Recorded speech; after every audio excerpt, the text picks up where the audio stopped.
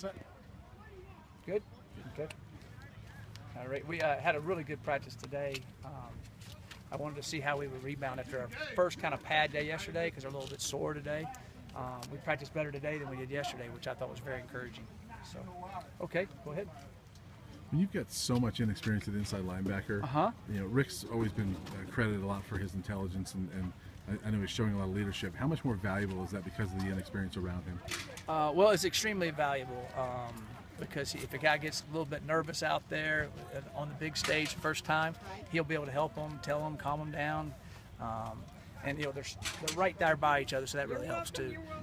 But you know, Drew Lewis he played for us a lot last year on special teams, and he's a junior now and a redshirt junior, so I think he's got good experience on all that, so it's good. Last fall, we heard a lot about the players policing the other players. Is it something you've seen with this group, or is that a work in progress? No, I do see it. I see them being vocal leaders, which is important. I've seen that multiple times on the practice field here. And that, of course, I see it around in other situations. But I've seen it more this year than I did last year this time.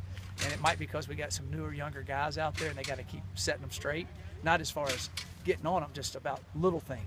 You know, how we recover a fumble, how we run on off the field. You know, the things that make a huge difference.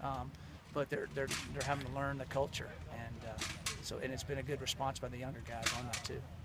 You guys did a little red zone goal line stuff. Is that nice to start getting into some of the specifics and things like that? Yes. We hit a different area. Today was red zone, and we'll have on Thursday we'll have a little bit of a red zone compete. It's a little goal line and that type of thing. So yeah, it's fun, and you get to emphasize it and teach really well off of tape. And then as camp goes along, we'll make cut-ups of those areas, and then we can show them all the things that they've improved and different techniques we need to do and improve on. So is that where you start to see some of the separation in some of the position battles you have, is when you start getting into situations? Well, yeah, after we've done it a few times, then hopefully they understand it and they can handle those situations.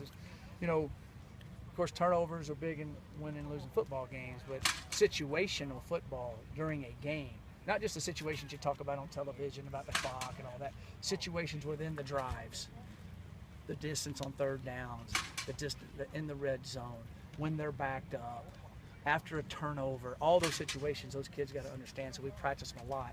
And it's because you could be telling them in the game, but if they haven't practiced it, when they get out there, then they can take a deep breath, and then all of a sudden they make a play, and something doesn't hurt you. So those are the difference makers in winning and losing games. Every day one of your wide receivers seems to come up with some big catches. Is it fun watching that group? Yeah, they're a good group. They're good. There's great competition out there between our DBs and our receivers, and I know that's why it makes our DBs better. That's why it makes our receivers better, because there's good competition. There's good athletes going against good athletes. So when they show up on game day, yeah, we play good athletes, but they've been playing good athletes every day in practice. So that makes a big difference. A year ago at this time, Bryce Bobo was having some reps at safety. What do you think led to his breakthrough, and what have you seen from him this offseason? Well, like I said last year, he stayed healthy. And so you better not jinx me, okay? So make sure he stays healthy. So that's the whole key. If he stays healthy, he'll do well. And then we was playing good last year, and then he had that ankle rolled up. And then Kavion came in and played excellent the last two games, you know. So the good depth there, but him staying healthy. When you see your freshmen show up this year, do they look different than they did 4 years ago, whatever it was when you started here?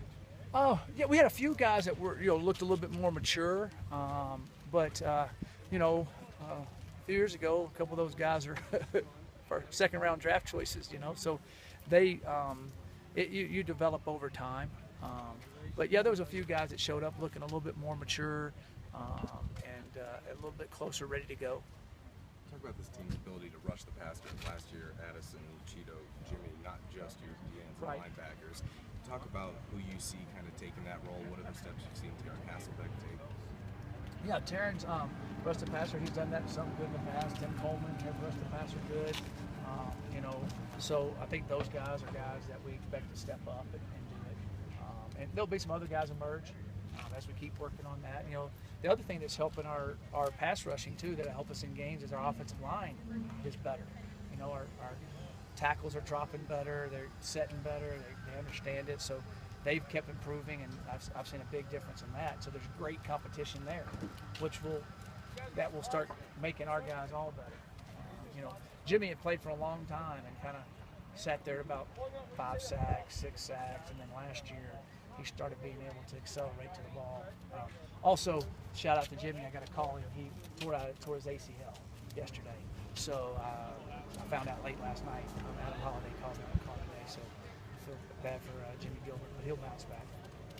How important is it to win the battle in the trenches in a college football game? It's extremely important to win the battle of the trenches. Now, sometimes people think winning the battle of the trenches is you run for 200 yards. Well, you might run for 200 yards because your quarterback scrambles one time and runs for 50, and then they bust one little stunt and it goes.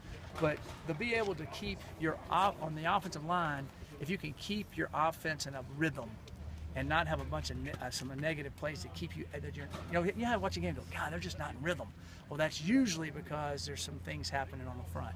So you got to do it. Defensively, you want to disrupt and not let the offense stay in a rhythm. So that's what I try to look for, and try to do that. And sometimes they just associate just that with run game. It is particular big in run game, there's no doubt, but keeping an offense or disrupting an offense's rhythm really can get them out on a lot of third downs. Let's go.